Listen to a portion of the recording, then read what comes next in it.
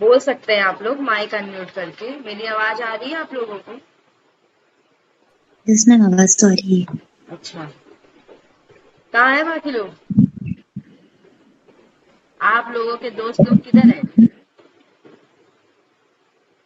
हैं? बताओ भाई।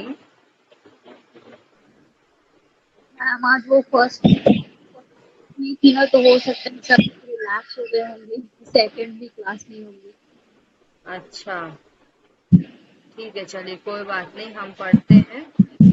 और मैं स्टार्ट करती हूँ क्लास। सभी लोग कमर गर्दन सीधी करेंगे, आंखें बंद। मेरे साथ साथ एक साथ ओम का उच्चारण करेंगे सभी।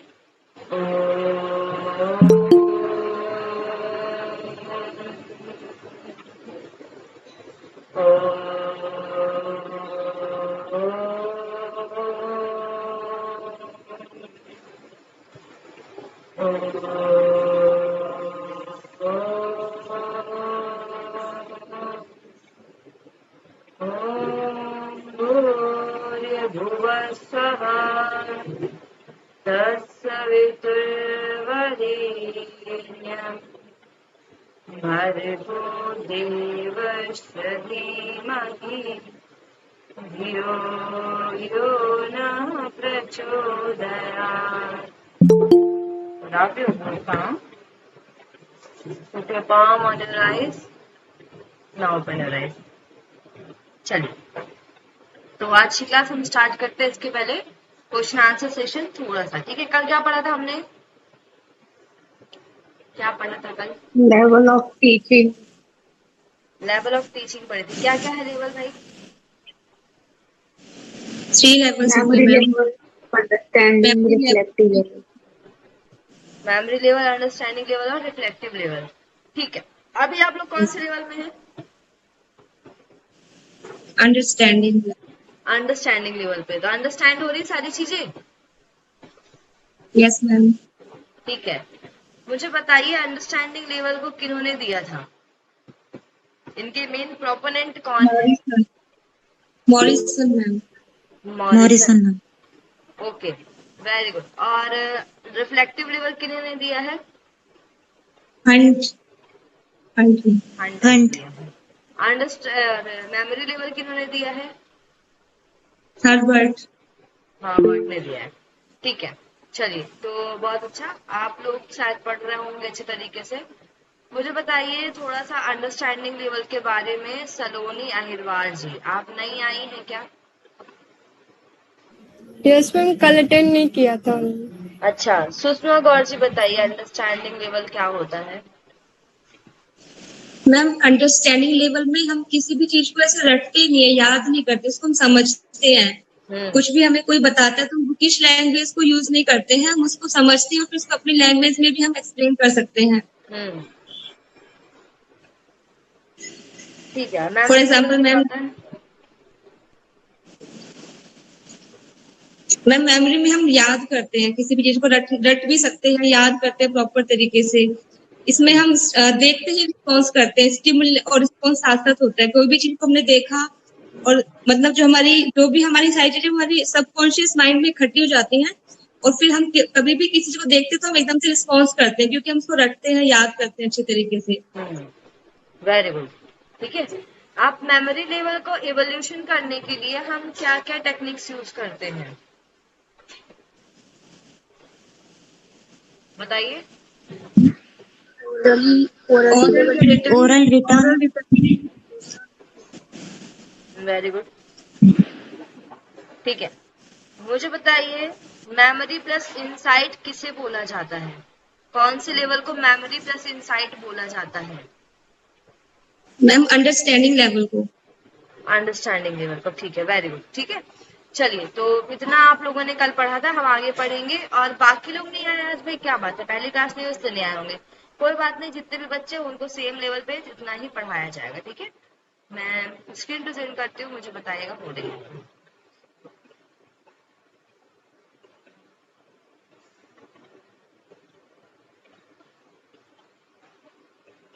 हो रही है क्या स्क्रीन प्रेजेंट?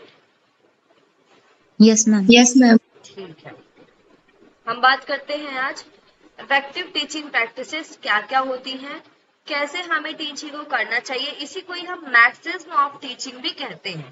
ठीक है, इसके बारे में हिंदी वाली बुक में मुझे अभी दिखा नहीं, मैं देख रही थी, ये है, मिल गया। ठीक है, तो इसमें लिखा हुआ है शिक्षण के महत्वपूर्ण कारक क्या क्या है, या फिर शिक्षण के सूत्र बोला जाता है, मैक्सिज्म ऑफ टीचिंग इसको बोला जाता है। ठीक है, तो इसके बारे में थोड़ा सा पढ़ूंगी। शिक्षण के क्षेत्र में विभिन्न शोधों के आधार पर समय समय पर बहुत सारे टीचर आते हैं। ठीक है, तो उन टीचर्स को या जो शिक्षार्थी होते हैं उनके लिए अलग अलग मैक्सिज्म या शिक्षा सूत्र बनाए जाते हैं कि हर व्यक्ति अपने अकॉर्डिंग पढ़ाएगा, अलग अलग चीजें पढ़ाएगा। ठीक है, जब हम मैक्सिज्म ऑफ टीचिंग को फॉलो करते हैं तो हमारी टीचिंग लर्निंग प्रोसेस जो होती है वो ज्यादा इफेक्टिव बन जाती है और ज्यादा साइंटिफिक बन जाती है। तो इनको अलग अलग तरीकों से विभाजित किया गया है। सबसे पहले मैं आपको हिंदी में बताऊंगी, फिर उसके बाद इंग्लिश में करूंगी। सबसे पहले होता है सरल से जटिल की ओर, मतलब फ्रॉम सिंपल टू कॉम्प्लेक्स हम जाते हैं। आप लोग देखेंगे जब बच्चों को हम पढ़ाते थे एकदम बचपन में, ठीक है, तो बच्चों को आप सबसे पहले एप्पल की स्पेलिंग बताते हो या फिर एबीसीडी बताते हो? क्या बताते हो? एबीसीडी एबीसीडी बताते हैं। क्यों? क्योंकि वो बच्चे के लिए सिंपल है। अगर वो एप्पल की स्पेलिंग पूरी एक साथ पढ़ेगा तो उसको रिकॉग्नाइज करने में टाइम लगेगा। इसलिए जब कोई भी सिलेबस सेट किया जाता है, जैसे आप एनाटॉमी पढ़ रहे हो या आप कोई भी पढ़ रहे हो, यूजीसी या टीचिंग पढ़ रहे हो, तो पहले नॉर्मल सामान्य सब्जेक्ट्स को ही पढ़ाया जाता है जिससे कि बच्चा समझे। तो इसमें क्या करते हैं, जब भी हम स्कूल में जब जाते हैं तो छोटे से लेके बड़े तक हमारा जो सिलेबस होता है इस तरीके से डेवलप होता है। तो इसमें लिखा है, देखिए, पाठ्य सामग्री को संगठित करके तथा कक्षानुदेश के समय शिक्षक को चाहिए कि वह सरल प्रत्यय विद्यार्थियों को पहले बताए। मैं आप लोग को पहले बहुत टफ चीज नहीं बताऊंगी, मैं आपको एकदम से पता लग जाओ भाई ब्लूम टेक्सोनॉमी क्या होती है, क्या होता है कॉम्बिनेशन लेवल, आपको नहीं समझ में आएगा जब तक आप उसका नॉर्मल चीजें नहीं पढ़ोगे, है ना। जैसे आप कभी भी साइकोलॉजी पढ़ोगे तो पहले उसमें लिखा होता है जनरल साइकोलॉजी। ठीक है, क्यों? क्योंकि हम जनरल चीजें पढ़ते पहले, फिर जाते हैं अब नॉर्मल साइकोलॉजी, चाइल्ड साइकोलॉजी, इस तरीके से पढ़ते हैं। तो जब हम सरल से जटिल की ओर जाए तो ये वाला फॉर्म सारे टीचर अपने अपने स्टडी में अपनाते हैं। ठीक है, जैसे कि शिक्षक आसपास के उदाहरण से विषय को प्रारंभ करता है। जैसे मैं आप लोगों को कोई भी चीज एग्जाम्पल देती हूँ तो आपके जीवन का एग्जाम्पल देती हूँ कि आप चीजों को समझो, है ना। अब मैं आपको एक एग्जाम्पल दे रही हूँ कि भाई देखो मैं आपको बोलूं कि जो मसूरी है वो वायनाड के जैसा है। तो क्या आप मसूरी गए हैं? सारे लोग गए हैं क्या? वायनाड गए हैं क्या? नहीं गए हैं। तो आपको वो चीजें कैसे पता होंगी? लेकिन हाँ, कुछ लोग गए होंगे ऑब्वियसली, ठीक है, तो कुछ लोग गए होंगे, कुछ नहीं भी गए होंगे। तो जो गए होंगे उनको समझ में आ रहा होगा कि कैसे एक जैसा है ना। या फिर मैं आपसे बोलूं कि 4 धाम है, उनमें से 2 धाम एक जैसे दिखते, अलग 2 धाम एक जैसे दिखते, क्योंकि मैं गई हूँ, तो मैं आपको वही उदाहरण दूंगी जो आपने महसूस किया है, जो आप अपने आसपास देखते हो। ठीक है, तो इस तरीके से सरल से जटिल ये होता है। इसको इंग्लिश में थोड़ा सा देखेंगे। From simple to complex, the teachers will start with simple things and ideas, and these can be done with day-to-day example. ये day-to-day examples होना चाहिए if possible. Then gradually a teacher can move towards concept. फिर teacher concept पे जाता है, technical terminology पे जाता है. These create interest among learner to acquire new knowledge. अगर मैं आपको आसपास की चीज बताती हूँ तो आप बोलते हैं हाँ भाई देखा तो है, सुना तो, आपको चीज जल्दी आ जाएगी। ठीक है, और ये चीजें याद रखने में भी काम आती है। This is helpful in better retention. ठीक है, चलिए अब हम बात करते हैं next point, to known to unknown. जो चीजें आप जानते हैं उससे जो नहीं जानते हैं की ओर। ठीक है, जैसे कि अगर आपको मेडिटेशन करना है ना, भगवान राम पे मेडिटेशन करना है, तो आपने कभी उनकी मूर्ति नहीं देखी होगी तो आप कैसे करोगे? ठीक है, मैं आपसे बोलूं कि आप कुबेर पे मेडिटेशन करो, तो क्या आप जानते हो कुबेर जी को? देखा है कभी फोटो? जिनने देखा होगा वो कर लेंगे। ठीक है, मैं आपको बोलूं कि आप दधीची पे करो मेडिटेशन, करोगे क्या? लेकिन मैं सबसे बोलूं कि आप शिव जी पे मेडिटेशन करो, तो हम जानते हैं शिव जी को। तो जो हिंदू संस्कृति या कोई भी संस्कृति की हम बात करें, हमने क्या कर लिया, चीजों को देखना स्टार्ट कर दिया, चीजों को नॉर्मल चीजों से ज्ञात से अज्ञात की ओर हम जाने लग गए हैं।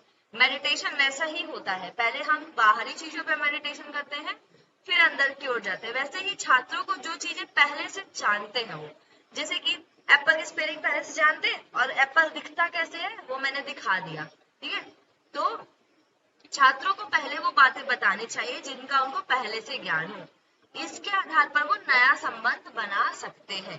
ठीक है, समझ में आया? इसमें देखो known to unknown, this is related to first maxim. सारे वैसे तो एक जैसे ही होते हैं, लेकिन सिंपल से कॉम्प्लेक्स मतलब वही, जो चीज आप जानते हो वो सिंपल है, वो नोन है, जो नहीं जानते वो कॉम्प्लेक्स और अननोन है।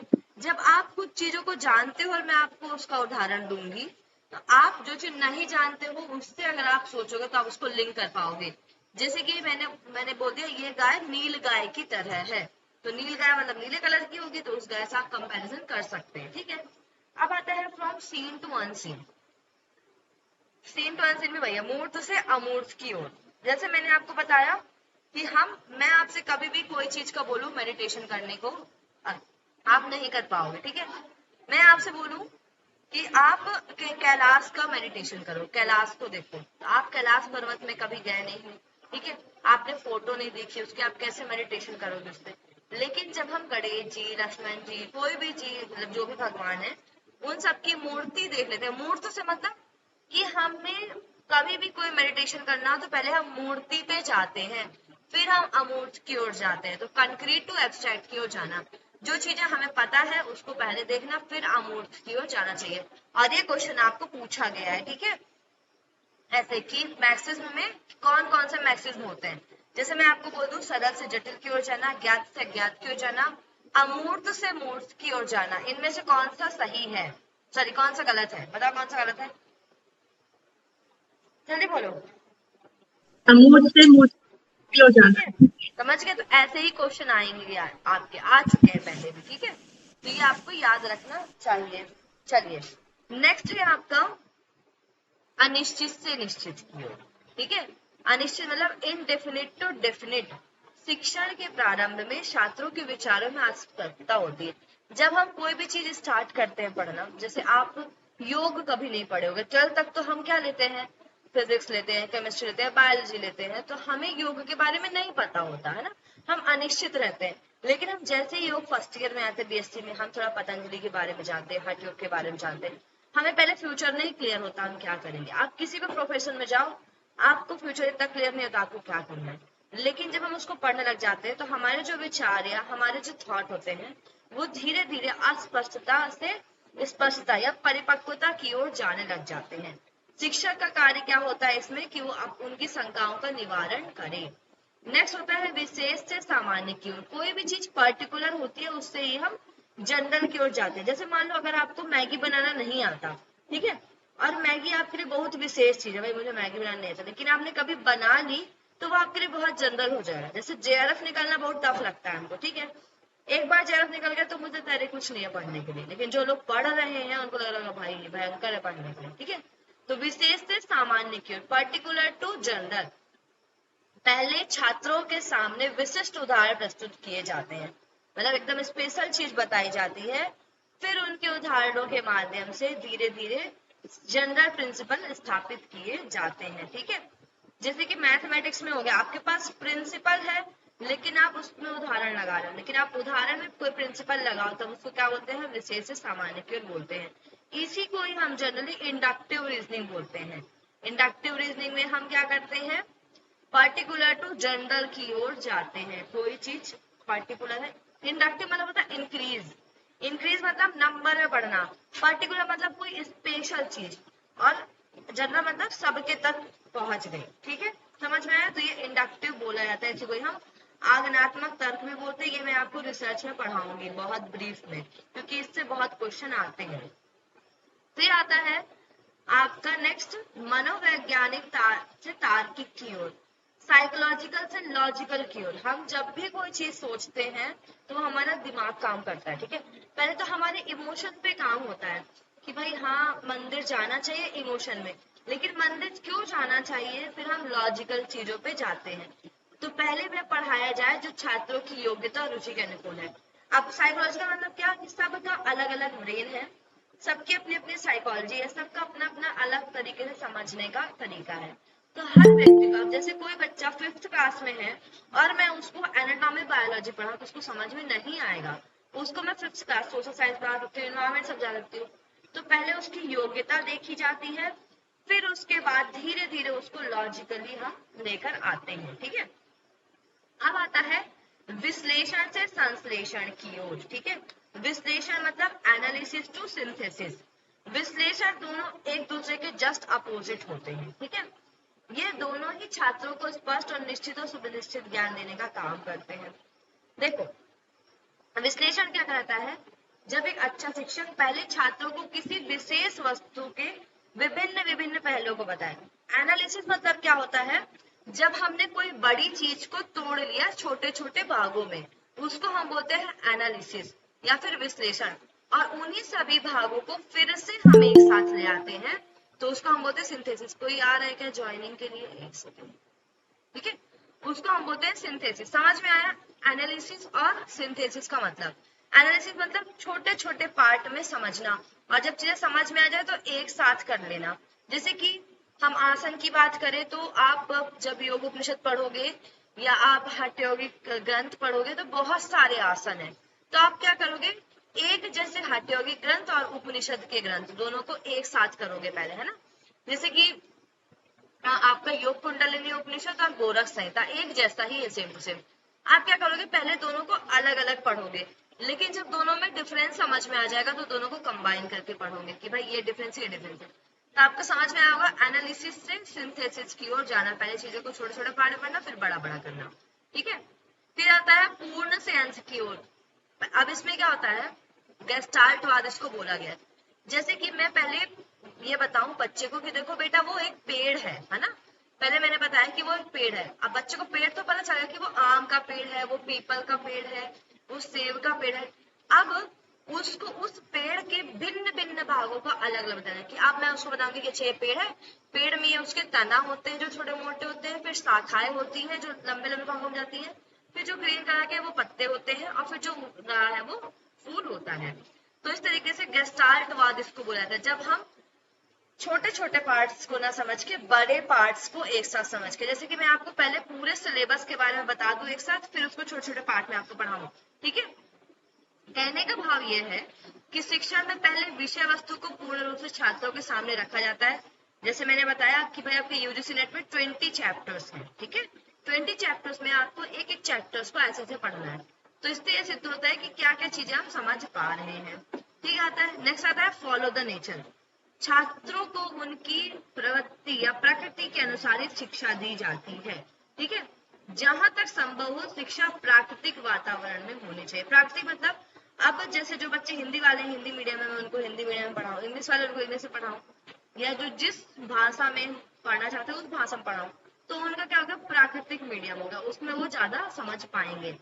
अब जब हम हिंदी वाले हैं, हम इंग्लिश लेक्चर में जाते कभी एकदम बोर, दिमाग खराब होता है, क्या पढ़ाया जा रहा है, ठीक है। तो यह सिद्धांत भाषाओं की शिक्षा प्रदान करने में और अधिक भी अनुकरणीय होता है। फॉलो द नेचर मतलब होता है जो जिस नेचर से है उसको वैसे ही पढ़ाना, ठीक है, उसी जगह पर पढ़ाना, उसी लैंग्वेज में पढ़ाना ज्यादा अच्छा होता है। जैसे आप लोग मुझे बोलते हैं, मैं आप लोग को इंग्लिश में पढ़ाती हूँ, बच्चे बोलते हैं मैम हमें हिंदी में दे दीजिए, क्योंकि मैं समझ सकती हूँ कि समझ में नहीं आता बहुत लोगों को, इसलिए मैं सोचा बुक से भी कर लेती हूँ, ठीक है। अब आता है training of senses. Training of senses में क्या होता है, इस सिद्धांत के मुख्य प्रतिपादक मोटेसरी और फ्रोएबल हैं। इन्होंने बताया कि हमारे 5 इंद्रियां होती, कौन कौन सी 5 इंद्रियां हैं, बोलो बताइए। आँख, और आँख, नाक, कान, जीवन नाम से लिखा है, ठीक है। आँख, कान, नाक, जिह्वा, त्वचा, हर 5 इंद्रियों का अपना अलग अलग कार्य है। इनको हम क्या बोलते हैं, डोर ऑफ नॉलेज। हर इंद्रिय से एक नॉलेज होती है, और हर इंद्रिय का हमारे ब्रेन में एक लोब होता है, ठीक है। एक नर्व होती है जो उसको लेकर जाती है। जैसे कि आंख है, आंख क्या करते हैं, देखने का काम करते हैं। अगर आपके पास आंख भी, आपकी आंख भी अच्छे से काम कर रही है, आप सुन भी अच्छे से रहे हो और बोल भी रहे हो, मतलब जितनी ज्यादा इंद्रियों का जितना ज्यादा समागम होता है उतनी अच्छी नॉलेज होती है। जैसे मैं अगर वीडियो ऑफ कर दूं और पीपीटी भी बंद कर दूं, ठीक है, बस आपको बोलना, तो क्या आपको चीजें समझ में आएंगी? बस मुझे सुनते रहो सुनते रहो सुनते रहो, नहीं समझ में आएंगी। लेकिन आप मुझे देखोगे, मेरे एक्सप्रेशन देखोगे, तो आपको चीज समझ। मैं अगर यहाँ पर वीडियो आपकी स्क्रीन बंद कर दूं तो आप क्या बोलोगे, मैम स्क्रीन चालू कर दीजिए, चीजें समझ नहीं आ रही है। क्योंकि मैं क्या बोल रही थी, जितनी चीजें इन्वॉल्व होती हैं, हमारी आंख, हमारे कान, हमारे त्वचा, उतना ज्यादा हमें ज्ञान बढ़ता है। समझ में आया भाई? आया? Yes ma'am. तो वही चीजें यहाँ पर लिखी हैं। अब इसमें एक चीज और लिखा है, इनकरेजमेंट ऑफ सेल्फ स्टडी, ये लास्ट में लिखा है। Dalton system is based on self study. इन्होंने बताया सब कुछ होने के बाद भी ये सब तो टीचर करवा रहा है, ठीक है। ट्रेनिंग ऑफ सेंसेस भी हम अपने मैसेज के लिए कराते हैं, लेकिन उन्होंने बोला, डाल्टन ने, कि हमको सब कुछ मिल रहा है लेकिन सेल्फ स्टडी अगर हम नहीं कर रहे हैं तो कुछ नहीं मिलेगा। तो इन्होंने सेल्फ स्टडी के बारे में भी बताया है। इतना समझ में आया? Yes ma'am. ठीक है। अब आज हम पढ़ेंगे माइक्रो टीचिंग। एक सेकेंड को, माइक्रो टीचिंग का हिंदी में देखो कहाँ लिखा है।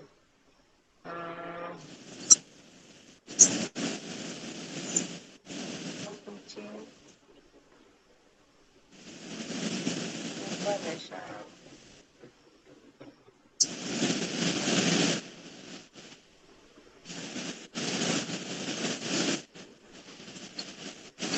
माइक्रो टीचिंग के बारे में इसको कहाँ था भाई? देखा तो था मैंने।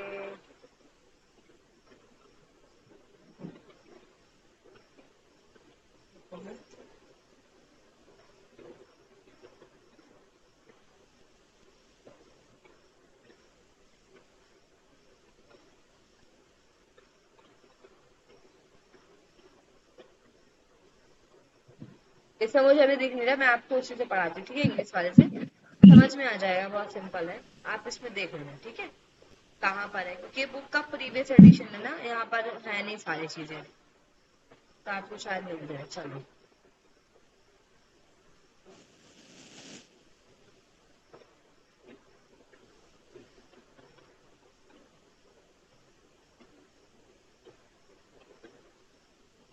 चलो मैं बता देती हूँ माइक्रो टीचिंग होती क्या है। ये इसके बारे में क्वेश्चन आ चुका है। Micro teaching is a teacher training technique. ये टीचर को टेक्निक दी जाती है, मतलब कि जो भी टीचर पढ़ाने जा रहे हैं उनकी ट्रेनिंग की जाती है कि आप कैसे पढ़ाओगे, ठीक है। For learning teaching skill, her teacher पढ़ाता है लेकिन कुछ कुछ चीजें हर टीचर्स में नहीं होती, ट्रिक्स नहीं हो पाती हैं, कुछ चीजें नहीं होती है। तो माइक्रो टीचिंग में यहाँ पर टीचर्स को ट्रेनिंग दी जाती है कि आप कौन कौन सी टेक्निक यूज करोगे बच्चों को पढ़ाने के लिए, ठीक है। दूसरा, it employees real teaching situation for developing teaching skill. इसमें क्या होता है, जो टीचर्स बनने वाले हुए होते हैं अभी वो मेन क्लास में जा नहीं रहे होते, अभी उनको टीचिंग के लिए रियल सिचुएशन रहे थे, उनको कुछ स्टूडेंट दिए जाते, बोला था चलो इनको पढ़ाओ। जैसे कि मैं कभी आप लोगों को क्लास में बोल दूं ये टॉपिक है और आप लोग पढ़ाइए, ठीक है। तो इसमें क्या कहता है, एम्प्लॉयज को रियल टीचिंग सिचुएशन दिया जाता है जिससे उनकी टीचिंग स्किल डेवलप हो और डीपर नॉलेज मिले आर्ट ऑफ टीचिंग के लिए। This instant for technique involve the step. इसमें कुछ स्टेप है जो आपको याद रखने, ये स्टेप पूछा गया है, ठीक है। कौन कौन से स्टेप है, प्लान, टीच, ऑब्जर्व, रीप्लान, रीटीच और रीऑब्जर्व, ठीक है। मतलब सबसे पहले आप क्या करोगे, पढ़ाने के पहले, जैसे मैं पढ़ा रही हूँ आपको, बहुत सारी चीजें हैं आपके टॉपिक में, ठीक है, आपके टीचिंग बुक में बहुत सारी चीजें, लेकिन मैं पहले प्लान करूंगी कि मुझे आज क्या पढ़ाना है, ठीक है। मैंने प्लान किया कि आज भाई मैं ये मैसेज ऑफ टीचिंग पढ़ाऊंगी, माइक्रो टीचिंग पढ़ाऊंगी, अंडरस्टैंडिंग लेयर पढ़ाऊंगी। मैंने 3 टॉपिक प्लान कर लिया, मैंने पढ़ाया आप लोगों को, फिर मैंने देखा कि आप लोग को समझ में आ रहा है नहीं आ रहा है, ऑब्जर्व किया। लेकिन अब मैंने देखा कि भाई मुझे पढ़ाना तो 3 टॉपिक था, लेकिन आज मैंने 2 टॉपिक ही कराया। फिर मैं रीप्लान करती हूँ कि भाई मेरे पास 45 मिनट है, मैं उसमें कितने टाइम में कितना टॉपिक पढ़ाऊं कि मेरा ये 3 टॉपिक कंप्लीट हो जाए। फिर मैं रीटीच करूंगी, फिर रीऑब्जर्व करूंगी। इस तरीके से ये साइक्लिक मॉडल होता है जो कंटिन्यू चल जाता है। हर टीचर एक एक बार पढ़ा के सीखता है। जैसे पिछले बार हमसे कुछ गलती हो गई होगी, ठीक है, हमने ऑब्जर्व किया क्या गलती थे, फिर से हमने प्लानिंग की कि भाई देखो पिछले बार बस टाइम नहीं हो पाया था, टीचर्स भी टायर्ड हो गए थे, बच्चे भी, तो इस बार हम थोड़ा अच्छा प्लान करेंगे, ठीक है। तो ये होता है इसके steps. Most of the pre service teacher education programme widely use micro teaching. Maximum जगह माइक्रो टीचिंग यूज की जाती है टीचर्स को पढ़ाने के लिए। It is a proven method to attain gross improvement in the instructor. ये देखा गया कि इस मेथड के द्वारा जब टीचर को ऐसी ट्रेनिंग दी गई, इसके द्वारा टीचर में बहुत इफेक्टिवनेस आई, ठीक है। Effective student teaching should be the prime quality of the teacher. Teacher तो हर कोई पढ़ाता है, देखिए गवर्नमेंट स्कूल हो, प्राइवेट स्कूल हो, प्राइवेट कॉलेज हो, गवर्नमेंट कॉलेज हो, हर टीचर पढ़ाते हैं, लेकिन हमें सारे टीचर्स का समझ में नहीं आता या सारे टीचर्स की इफेक्टिव टीचिंग नहीं होती, तो हर टीचर का ये प्राइमरी रोल होना चाहिए या उसकी प्राइमरी क्वालिटी होनी चाहिए कि वो एक स्टूडेंट को इफेक्टिव टीचिंग दे, ठीक है। As an innovative method of equipment teaching to be effective, वो कुछ मेथड के साथ बोर ना करे बच्चों को, है ना, कि बस पढ़ा रहे लेंदी पढ़ाया जा रहा है, बोर भी नहीं होना है। ना ज्यादा लंबी क्लास होनी चाहिए ना ज्यादा छोटी क्लास। अब मैं आप लोग को 1.5 घंटे कंटिन्यूसली पढ़ाऊंगी तो आप बोर हो जाओ, ठीक है। तो 45 मिनट का टाइम ऐसे देखा भी गया कि इतने टाइम में बच्चा एक चीजों को गेन कर सकता है। ज्यादा लंबा टाइम लोगे आप 2 घंटे 3 घंटे तो आपका दिमाग काम करना बंद करेगा, आप चीजों को अच्छी तरीके से नहीं समझोगे। तो टीचर को ये सारी चीजें भी ध्यान देना चाहिए, ठीक है। चलिए, रिक्वेस्ट है मेरी बार बार भाई, कल भी मैंने मैसेज किया कि आप सभी जल्दी ज्वाइन हो जाए, ठीक है। चलिए, as an innovative method of equipping teacher to be effective skill and practice of mind reason have been implemented. तो इसमें एक इफेक्टिव टीचिंग आती है, स्किल आती है, प्रैक्टिसेस आती है जो टीचर एक सीखता है। समझ में आया इतना? Hello, yes ma'am. ठीक है। अब मैं आप लोगों को क्लासिफिकेशन है, इंस्ट्रक्शन और ऑब्जेक्टिव है, जो classification of teaching and instructional objective, जिसको हम मेनली ब्लूम टेक्सोनॉमी भी कहते हैं, ठीक है। कोई भी चीजों को ऑब्जेक्टिव कवर करने के लिए, ठीक है। तो ब्लूम टेक्सोनॉमी मैं आप लोगों को कल पढ़ाऊंगी क्योंकि ये बहुत बड़ा है और बहुत इंपॉर्टेंट चीज है, ठीक है। तो मैं बस इसको स्टार्ट कर देती हूँ थोड़ा सा, लेकिन मैं पढ़ाऊंगी कल। लेकिन मैं हिंदी वाले में देख लूंगी, एक सेकेंड रुको।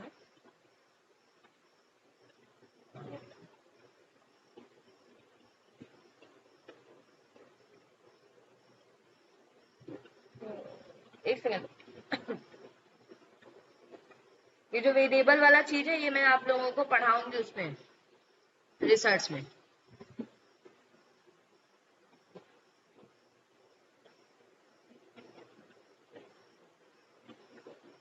ये फंक्शन तो बाद में पढ़ाएंगे क्लास में। हाँ देखिए, हम पढ़ेंगे ये कल, ठीक है। शिक्षण के निर्देशनात्मक उद्देश्यों का वर्गीकरण, इसको आप पढ़ के आएंगे, बहुत इंपॉर्टेंट है, ठीक है। इसमें क्या लिखा है? Classification of instructional objective. मैं थोड़ा सा हिंदी बता देती हूँ। निर्देशात्मक उद्देश्यों को वर्गीकरण करने के मुख्य 2 तरीके हैं। इनको क्लासिफिकेशन किया गया है कि हम कैसे कोई भी टीचिंग को दें, बच्चे के किस लेवल पे हम कैसे काम करें। तो शिक्षण के निर्देशात्मक उद्देश्यों का वर्गीकरण में पहला है ब्लूम द्वारा किया गया वर्गीकरण। ब्लूम एक एजुकेटर है, एक साइंटिस्ट है, जो भी है, ठीक है। उन्होंने क्लासिफिकेशन किया, उन्होंने वर्गीकरण किया कि कैसे कैसे हम बच्चों को समझाएं चीजों को, पहले उनके किस चीजों पे काम करें फिर किस चीजों पे काम करें। तो एक तो वर्गीकरण ब्लूम ने दिया है, दूसरा गैगने और ब्रिक्स ने दिया है, ठीक है। तो इन दोनों में से जो बहुत इंपॉर्टेंट है वो है ब्लूम टेक्सोनॉमी, जिसको हम ब्लूम का क्लासिफिकेशन ऑफ टीचिंग भी कहते हैं या Bloom classification of instructional objective भी कहते हैं, ठीक है। ये बहुत इंपॉर्टेंट है, ये आपको पढ़ना ही पढ़ना है। मैं हिंदी में थोड़ा इसका डिफाइन कर देती हूँ, फिर हम कल से पढ़ेंगे। तो ब्लूम 1956 में इन्होंने दिया था, ठीक है, के अनुसार शिक्षण या अनुदेशनात्मक। अब देखो, ये जो 1956 में है इसको बाद में इन्होंने एडिट किया है, ठीक है। पहले तो इन्होंने 1956 में दिया था, ये लिखा हुआ है, पहले तो इन्होंने 1956 में दिया था, फिर इनको लगा कुछ कुछ चीजें गलत है ना। तो 2001 में इनकी चीजों को रिवाइज किया गया, दोबारा इनमें चेंजेस लाया गया, ठीक है। तो देखो, the original taxonomy of education objective commonly refer to Bloom taxonomy. जो ओरिजिनल है उसको ब्लूम टेक्सोनॉमी बोला जाता है, जो कि बेंजामिन ब्लूम ने 1956 में दिया था, लेकिन बाद में इसका रिवाइज्ड फॉर्म बनाया गया 2001 में, ठीक है। Bloom categorized and classified cognitive domain of learning into verifying level। इन्होंने बताया कि बच्चा कोई भी चीज अगर सीखता है तो उसको डिफरेंट डिफरेंट लेवल में सीखता है, तो सरल से टफ की हो जाता है, या उसकी कॉम्प्लेक्सिटी के बारे में इन्होंने बताया। तो इन्होंने इसके 3 पार्ट किए, 3 कैटेगरीज की, ठीक है। क्लासिफिकेशन के 3 हैं इनके कैटेगरीज। पहला है आपका कॉग्निटिव डोमेन, यहाँ पर रिवाइज लिखा है क्योंकि मैंने यहाँ पर जो 2001 वाला है वो लिखा है, ठीक है। 1956 वाला भी बताऊंगी यहाँ पर जब कल पढ़ाऊंगी तब। पहला है आपका कॉग्निटिव डायमेंशन, अभी हिंदी में बताऊंगी। दूसरा है साइकोमोटर डायमेंशन, तीसरा है आपका अफेक्टिव डोमेन या अफेक्टिव डायमेंशन, इसको हिंदी में क्या बोलते हैं देखिए। तो ब्लूम ने 3 तरीके से वर्गीकरण किया है। पहला है ज्ञानात्मक ज्ञान क्षेत्र, मतलब कि व्यक्ति पहले ज्ञान पे काम करे अपने, ठीक है। दूसरा आता है आपका भावनात्मक ज्ञान क्षेत्र।